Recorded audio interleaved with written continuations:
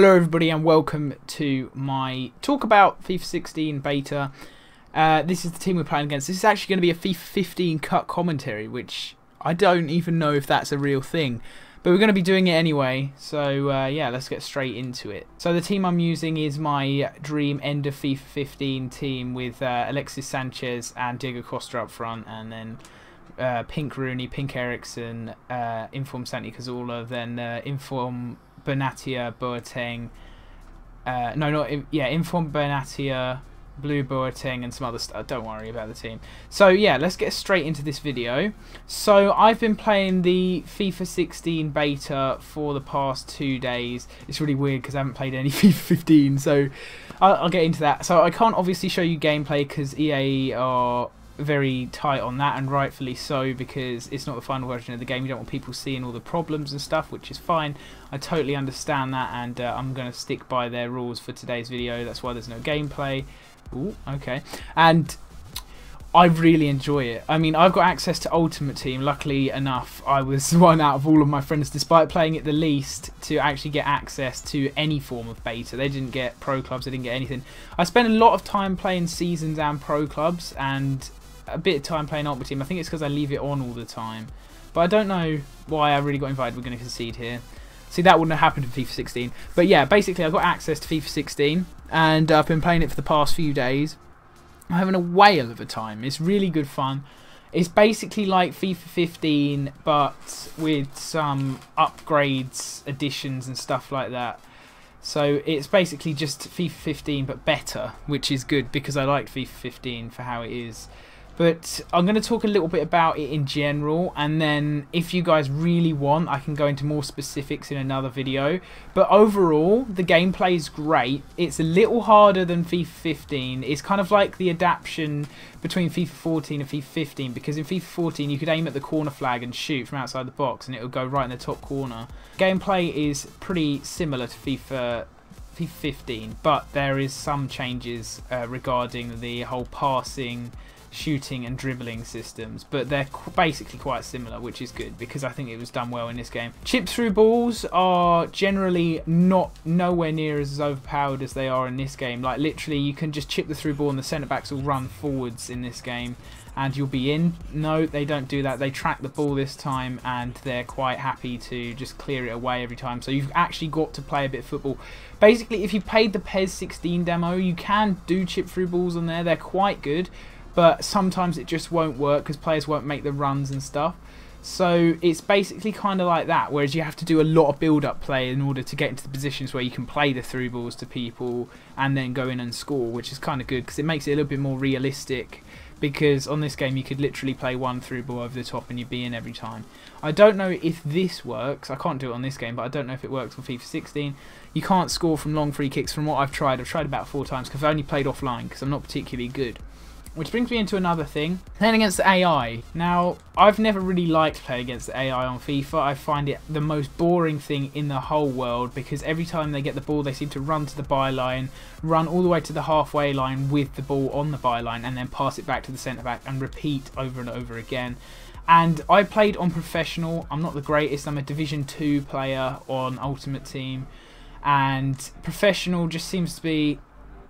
Damn it. Professional seems to be about my level on that game. I can't win a world class. I can't win a world class on here, or maybe at a stretch. But there we go. Get the equaliser with Mehdi. Basically, the AI is really OP. I played a game against one team on professional and I won 8-0.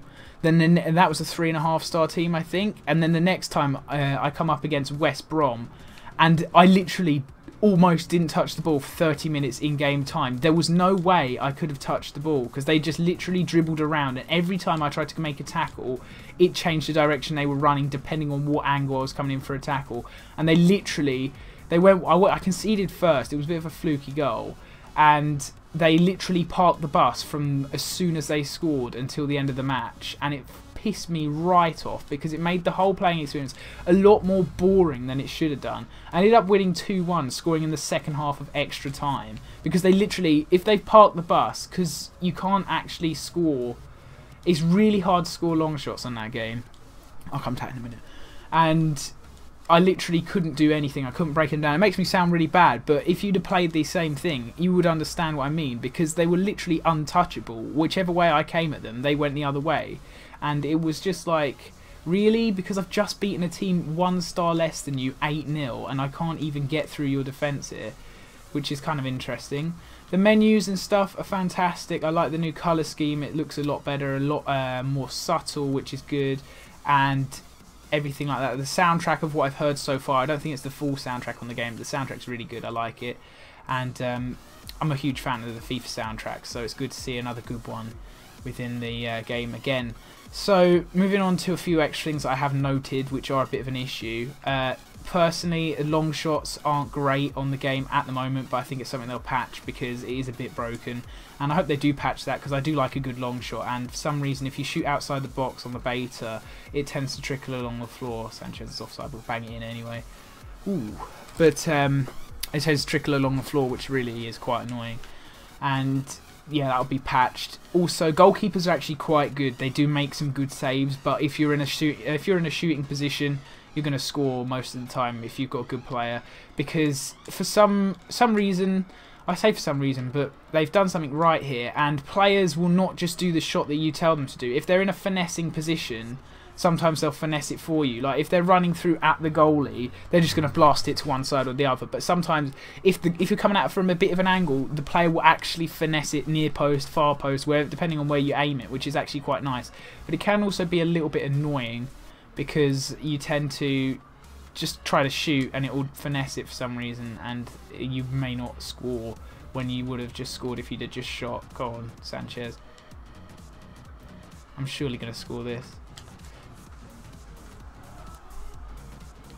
So close indeed. Hit the bloody post. It's a very balanced game. There's nothing that's like too overpowered. I want to say pace is about the same like importance as strength now. Strength is very important in the game from what I've played so far. Oh god, Diego.